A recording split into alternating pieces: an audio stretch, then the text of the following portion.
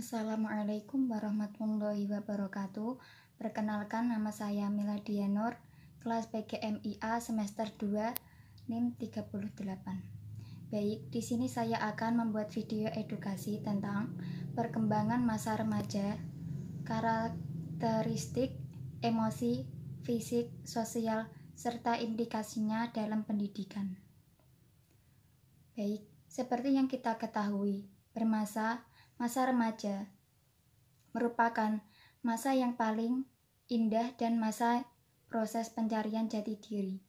Usaha pencarian identitas diri tersebut banyak dilakukan dengan cara menunjukkan perilaku coba-coba.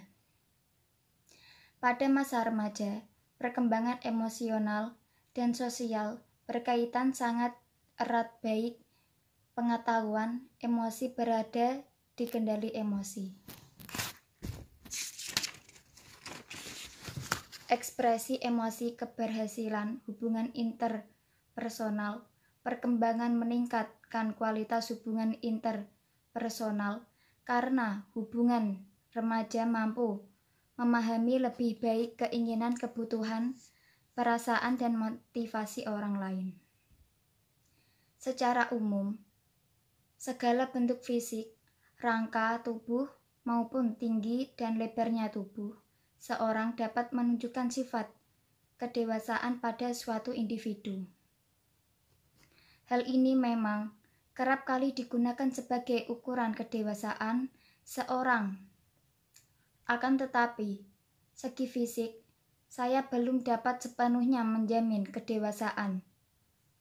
Karena banyak individu yang telah cukup usia dan kelihatan begitu dewasa, tetapi ternyata masih sering terlihat memperlihatkan sifat kekanak-kanakannya.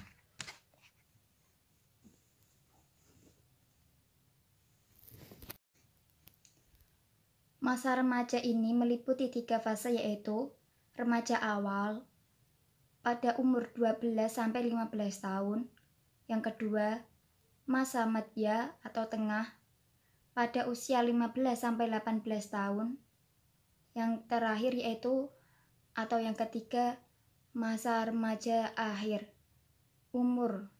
pada umur 12-20 tahun. Pada masa remaja ditandai dengan adanya pertumbuhan fisik yang cepat. Keadaan fisik pada remaja dipandang sebagai satu hal yang penting. Namun ketika keadaan fisik tidak sesuai dengan harapannya, dapat menimbulkan rasa tidak puas dan kurang percaya diri. Begitu perkembangan fisik yang tidak proporsional kematangan orang reproduksi pada masa remaja membutuhkan upaya pemuasan, dan jika tidak terbimbinglah norma-norma. Secara umum, perubahan fisik remaja sebagai berikut. Perubahan fisik pada perempuan remaja yaitu antara lain: pertumbuhan payudara pada umur 3-8 tahun.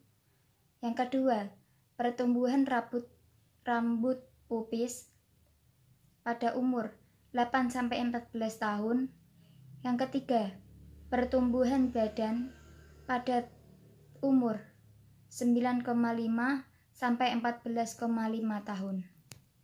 Yang keempat, menstruasi pada umur 10-16 tahun. Yang kelima, pertumbuhan bulu ketiak. Yang keenam, kelenjar menghasilkan minyak dan keringat sama dengan tumbuhnya bulu ketiak.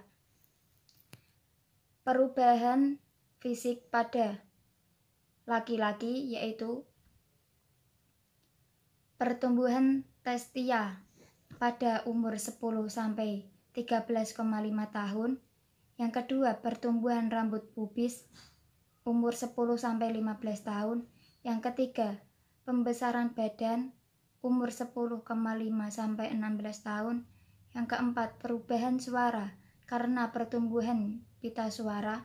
Yang kelima, tumbuhnya rambut wajah dan ketiak. Yang keenam, Kelenjar menghasilkan minyak dan keringat, sama dengan tumbuhnya ketiak. Baik, untuk mengimplikasikan pertumbuhan anak remaja pada pendidikan, yaitu tidak perlu pendidikan karena baik buruknya anak sudah ditentukan dari keturunan. Menurut aliran ini, manusia yang lahir telah memiliki bakat dan pembawaan baik dari keturunannya yang dulu atau didaktirkan. Aliran ini dijuluki aliran pesimistis karena melihat suatu hanya dari kacamata hitam saja. Tetapi pengaruh aliran ini sampai sekarang masih dirasakan. Yang kedua yaitu terhadap lingkungan. Menitik beratkan pada bagaimana kita mengisi hidup, melaksanakan hal-hal baik, itu positif maupun negatif. Jadi tergantung pada masing-masing individu itu sendiri. Lingkungan bisa menentukan bagaimana sifat perilaku anak. Jika lingkungan mendukung, setiap anak pasti akan baik, begitu juga sebaliknya. Pendidikan dapat memegang peran penting, sedangkan bakat tidak akan ada pengaruhnya.